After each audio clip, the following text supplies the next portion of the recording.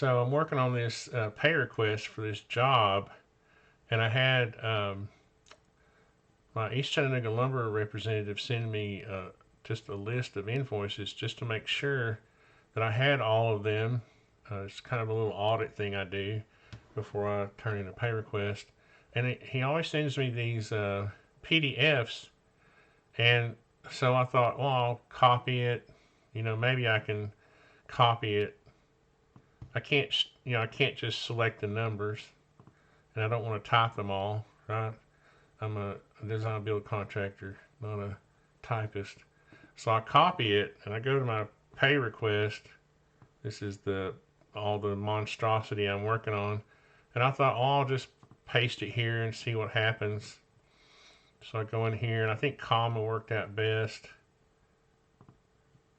And then I just said okay.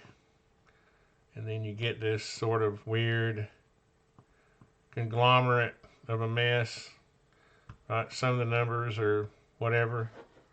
So I thought to myself, wouldn't it be cool if I could take this list, which is a PDF, right? It's not a spreadsheet or anything. And I went to ChatGPT and I first said, can you add up all the dollar amounts in this text? And I accidentally hit return. See if I can blow this up a little bit. I accidentally hit return after I asked the question. I was going to paste it in there, and it said, I'm sorry, but I can't perform the task without the text containing the dollar amount. So I was like, okay. So I just pasted it in there raw, the way I just copied it off the PDF. And then it went through and listed all the amounts. It's funny, it did this periodic addition here, right? So then, therefore, it had this little funny thing here, where it was trying to add them all up, and it came up with like 20,000. Of course, I knew it was more than that because,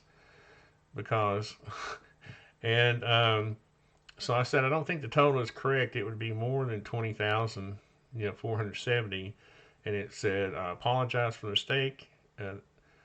Thank you for bringing it to my attention. After recalculating, the sum dollar is 87,068.27. And I said I wasn't really happy with that number. So I said, can you just list the dollar amounts without the dates? And then it listed all the dollar amounts. And then I said I came up with a total of 68,226.75 when I took the credits out. And it was like, apologize for the confusion. You're correct. The total sum of the dollar amounts is, excluding credit, 68,226.75. Now the point here is you have to check the work, right? Well, first of all, really all I wanted it to do is strip out, in the end, I just wanted it to strip out the dollar amounts so that I could copy them, right? So now I can just copy the dollar amounts, right? And that's what you see here. I'll just do it again. There you go. And then I realized that I needed to if I just wanted to know without the payments, I'll put a 0 in for the payments. And then I'm just going to make sure it's the dollar format so that it's not just faking it being the dollar format. Currency. Okay. And now I'm gonna total it. So you can see, I had already done it, and that's what gave me the idea to make the video.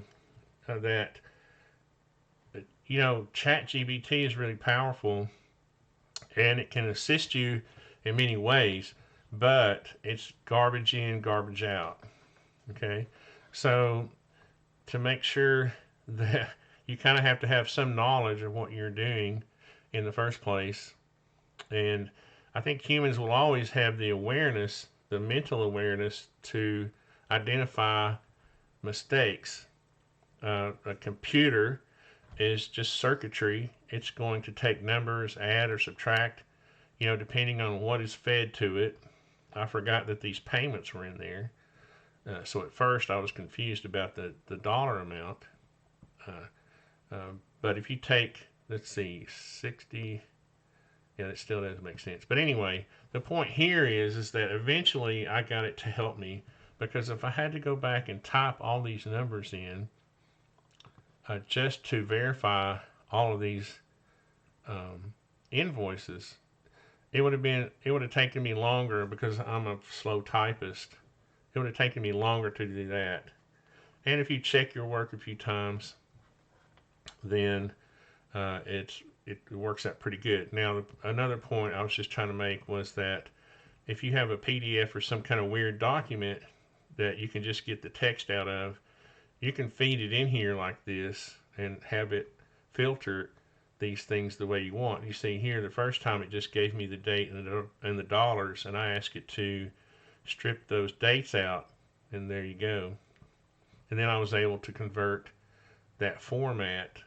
I couldn't convert. The problem with I'll show you the problem with trying to do this.